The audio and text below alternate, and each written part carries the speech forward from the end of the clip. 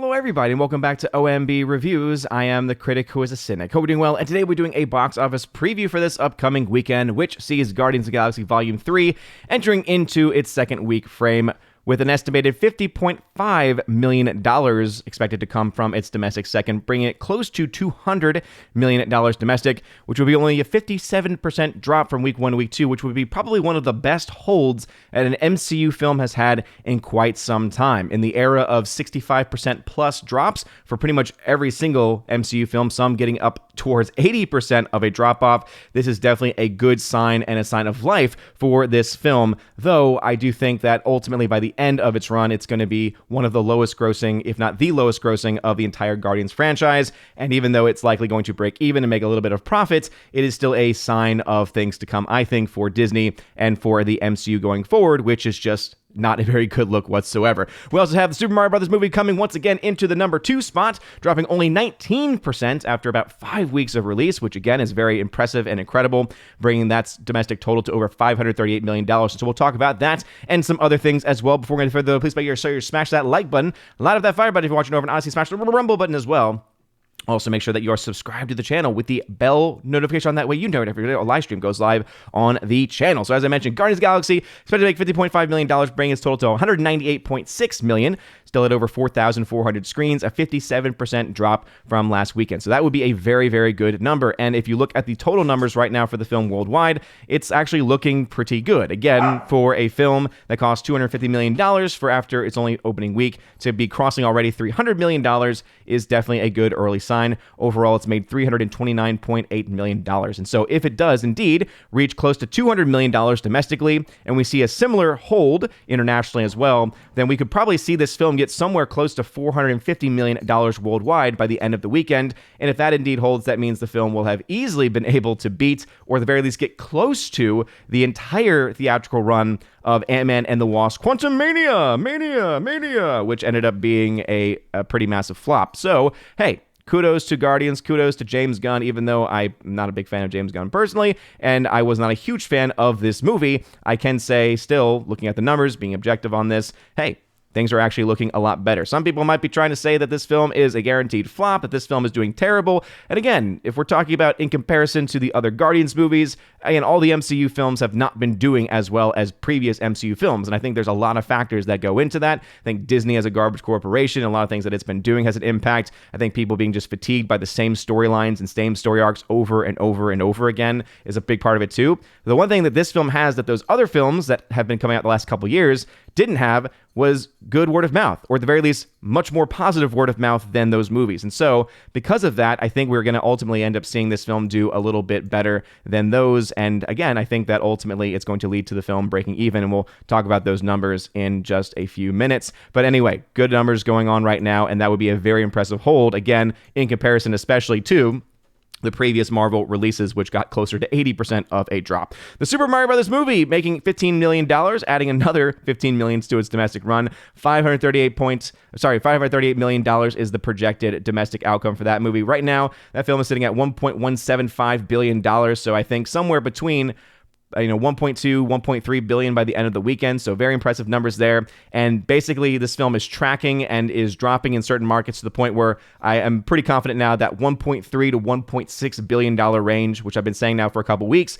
is going to likely be the final outcome for the actual movie. The film has done very well in various markets, including that in Japan, but it's not been doing as well in Japan as some people had originally projected. And it's definitely not doing anything really in South Korea in comparison.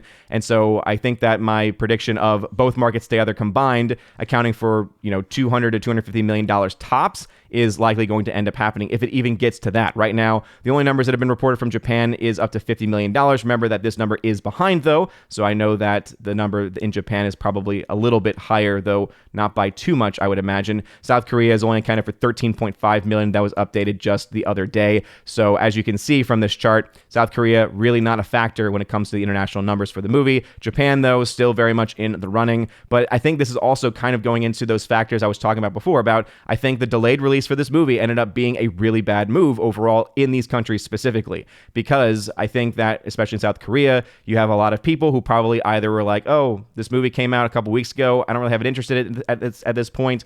People, pirating the movie amongst so many other things. So I think those factors do come in, right? People like seeing movies all at the same time. They don't like knowing, oh, the entire rest of the world got to see a movie before I got to see it. That is, again, something that ultimately can oftentimes have a negative impact on actual box office. And even though some people thought that Japan's Golden Week and the holiday there would make a major impact, what we've seen is that this film has been in the same conversation with films like Jurassic World Dominion, which, yeah, that film made $1 billion and so therefore was a box office success. But we also recognize that that film is nowhere near the numbers of some of the major animes that have been released in Japan. So again, I think the Nintendo Mario factor in Japan is showing itself to not really be a factor. Again, not saying it's not successful there, because it is. But again, the numbers that some people were projecting, I think, were a little bit too ambitious. But again, still early there too. So for all I know, they could definitely be changing at some point in the future. Then we have a new release, Book Club, the next chapter. Oh, everyone's been waiting for Book Club, right? 7.5 million at 3,000 screens. So yeah, not a very good look for that. Evil Dead Rise hanging around as well, continuing to add to its profits. The only profitable film from Warner Brothers, it seems, over the last few years. Are You There, Guys? Me, Margaret from Lionsgate, continuing to be a flop, even though a 2% increase. So it's very rare that you see that. Just not going to be enough to make up the money it needs to make at this point. John Wick Chapter 4 also hanging around, was able to cross $400 million the other day, which was, again, very impressive. Love Again. Second week, 37% drop, but again, really not a whole lot as far as major numbers are concerned. And then Dungeons & Dragons, 31% drop, also similar story there. So as I mentioned, right, Guardians of the Galaxy looking like it's going to continue to add to its overall money and its overall coffers. And as we like to do on this channel, we like to do some box office charting. So let's go ahead and look at the box office charting really quick for this movie. So again, it opened around $289 million worldwide. That actually had increased from the initial estimates for the opening. And so let's say that this film is able to, let's do some projections here. Let's say if it's able to do these holds domestically as it's being projected and also internationally, you're looking at the film getting roughly $450 million by the end of its second weekend. If that number holds, then the overall projections would be somewhere between $642 million and $900 million by the end of its run. Now, this would mean the film is pretty much guaranteed to become the least grossing film in the Guardians of the Galaxy franchise. If you look at both of those other films, Guardians 1 and Guardians 2, and you adjust those numbers properly for inflation, they all end up north of that average. Right now, the average being for this film, if these numbers hold, of being around $771 million or so. Now, the break-even point I have for the movie is around $625 million, and I know that there's people who have different metrics on that, but it's going to be somewhere between $625 and $700 million tops, and this is just based off of the typical standards. And I know many people have been arguing that the standards have changed, etc. But ultimately, when it comes down to it, I'm not really hearing a lot of good arguments to explain how that has happened, or any explanations as to, okay, what then would be the typical break even? Is it not if it's not 2.5, is it 3 times, right? Is there an actual standard that we can go by? If not, then I'm just going to go by the standard as it's pretty much always been. So if these numbers again hold, then what we are looking for the film is to be either a very, very, very small net profit for the movie, or $165 million. And $165 million sounds like a lot of money, but even then, right, even the best case scenario, right, let's say it doubles what it makes in its first 2 weeks and gets close to $900 million worldwide by the end of its run. That's still a very small amount of profit. Just as a point of comparison, if you look at right now, the Super Mario Brothers movie, this film has made roughly $600 million in net profits.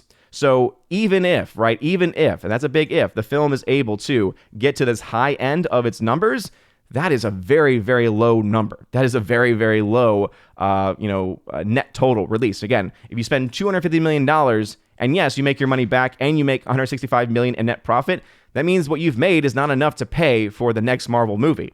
So again, it's profit. You're making some money, but again, I think that's ultimately going to come down to a big problem, right? You look at the Super Mario Brothers movie. This movie, right, with close to $600 million of net profit, this film, comparing to the $100 million budget, you can pay essentially production budget at the very least, not counting for marketing, but you can essentially pay for almost 6 new releases. So if they were to spend $100 million on the next 6 movies, all of those are paid for by the Super Mario Brothers movie alone. And this film is still making a lot of money.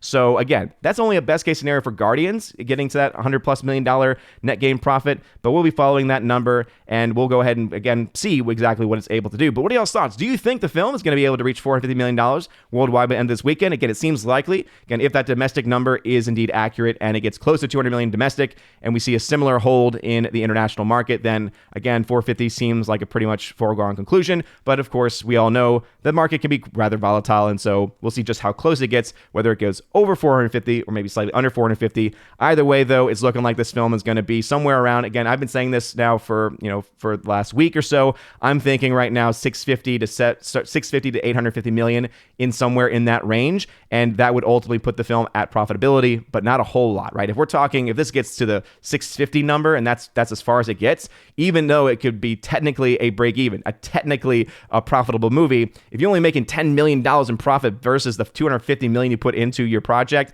that in and of itself is still not a good look overall. But let me know your thoughts about this and anything else I mentioned in the comment section down below. If you like this video, smash that like button, that fire button, honestly, smash the rumble button. You're all amazing and beautiful people. Hope you have a wonderful rest of your day. And as always, God bless.